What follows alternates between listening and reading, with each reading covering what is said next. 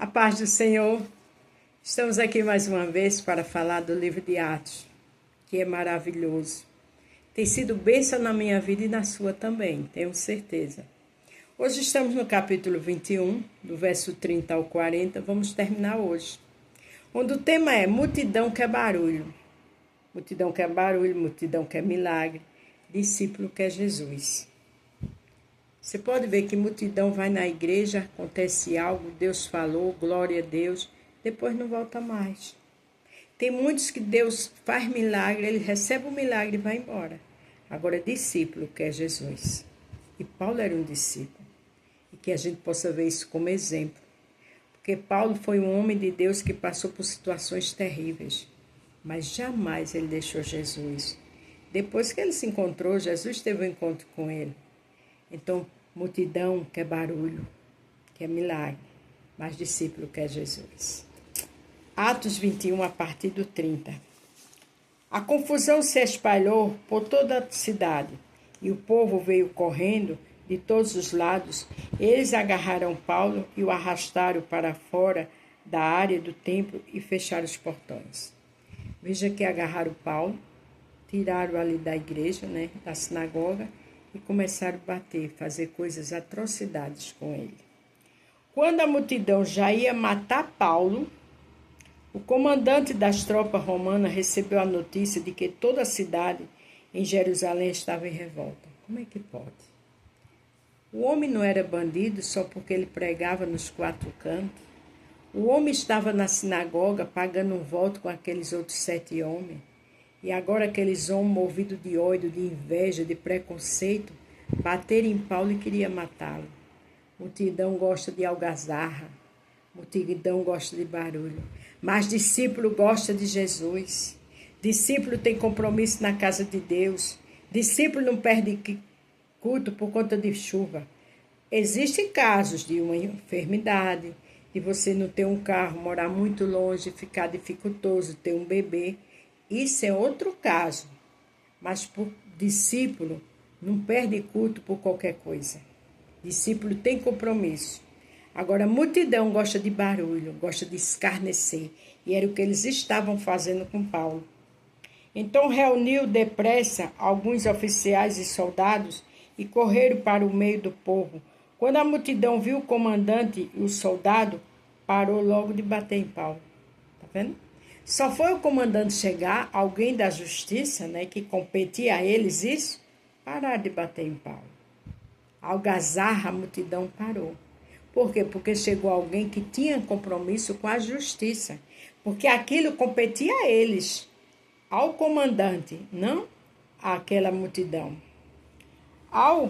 Aí o comandante chegou perto de Paulo, prendeu e mandou amarrá-lo com 2 correntes, depois perguntou: quem é este homem? O que foi que ele fez?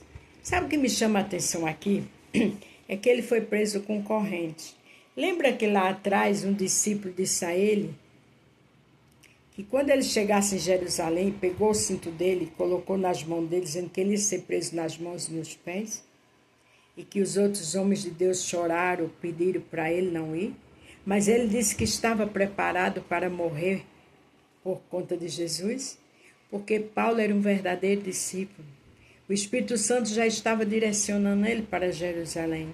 E ele conhecia a voz do Senhor. Então, independente de você estar passando uma luta ou não, você que escuta a voz de Jesus e do Espírito Santo, você vai. Mesmo que tenha situações difíceis, mesmo que você acabou de ser demitido, saiu da faculdade por falta de condições, isso foi um livramento. No tempo certo você volta. Seja o que for que está acontecendo no seu lar, Jesus está no controle de tudo. Ele está no teu barco, porque na hora certa ele repreende a tempestade. Agora, se você é verdadeira discípula e discípulo, você anda com Cristo, independente da situação. E Paulo estava ali. Já tinha passado por situações diversas, mas era discípulo de Cristo. Tinha compromisso com o Senhor. Ouvia a voz do Espírito Santo. Mas a multidão, uns gritavam uma coisa, outros gritavam outra, e a desordem era tão grande que o comandante não podia descobrir o que havia acontecido. Então, mandou que os soldados levassem Paulo para dentro da fortaleza. Aqui diz que a confusão era tão grande que a multidão, uns diziam uma coisa, outros diziam outra, que o comandante não estava entendendo nada. É como eu disse, multidão que é barulho. Veja, a multidão, uns gritavam uma coisa, outros gritavam outra. E o comandante, que era a pessoa da justiça apropriada para prender, para saber o que estava acontecendo, ele não entendia nada. E foi necessário deixar Paulo assim no meio, num lugar reservado, numa fortaleza, porque senão o povo ia matá-lo. E a justiça tem que andar como justiça, tem que saber o que acontece. Aqui esse comandante representa a justiça do Senhor. A Bíblia diz que palavra de crente é sim, sim, não, não. Mas a palavra de Deus diz que Deus veio para cumprir as ordens da lei. O próprio Jesus disse que vim para cumprir a lei. Então aquele homem era lei e ele tinha que saber o que estava acontecendo. Mas a multidão queria matar Paulo, queria algazarra. Multidão não tem compromisso com o Senhor. Discípulo tem, não esqueça disso. Quando chegaram perto da escada, os soldados tiveram de carregar Paulo por causa da violência da multidão. A violência era tão grande que tiveram que carregar Paulo, porque eles queriam matar a qualquer custo. A inveja faz isso. O olho grande, a maledicência, a mentira, a calúnia faz isso. Quem vinha atrás gritando, mata, mata, veja que eles vinham atrás gritando, mata, mata, porque eles queriam matar Paulo a todo custo. Quando iam levar Paulo para dentro da fortaleza, ele disse ao comandante, me dê licença para falar uma coisa com o senhor. O comandante perguntou, você sabe falar grego? Veja que no meio dessa confusão toda, ele pediu licença ao comandante. Discípulo tem prudência, discípulo tem calma, mesmo no meio da contenda. Porque a Bíblia diz lá no livro de Naum, capítulo verso 3, que o Senhor tem a saída no meio da tormenta. E quem anda com Deus, quem ora, quem louva, quem jejua, no meio da dor, ele ora e se cala, ou ele é educado e é calmo. E Paulo, no meio de tudo isso, pediu licença ao comandante. Ali ele entendeu que não era qualquer um. Por acaso você é aquele egípcio que algum tempo atrás começou uma revolução e levou 4.000 terroristas armados para o deserto? O comandante perguntou isso porque ele deveria ser, no mínimo, um terrorista. Para aquele povo todo estar querendo matá-lo, aquela algazarra, aquela multidão fazendo aquele inferno todo. Veja o que Paulo responde. Paulo respondeu, eu sou judeu, nascido em Tarso, cidade muito importante da região da Cilícia. Por favor, me deixe falar com o povo. No meio de tudo isso, Paulo não deu resposta agressiva ao comandante, disse, não, eu sou judeu, sou da Cilícia.